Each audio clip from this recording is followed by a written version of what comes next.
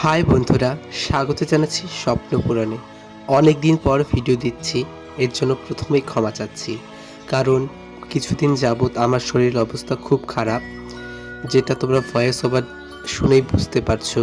গলার কন্ডিশন খুবই খারাপ, তাই বেশ কয়েকদিন হলো কাজে যেতে পারছি না।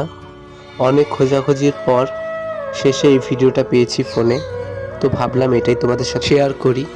তো দেখো, কাকু এখানে ঠাকুরের চোখ এঁকে ফেলেছে, আর এখন চলছে ঠাকুরের ঠোঁট আঁকা। এই যে ঠোঁট আঁকাটাও কমপ্লিট, এখন দাঁতের পোর্শন আর জিভটা আঁকলেই শেষ।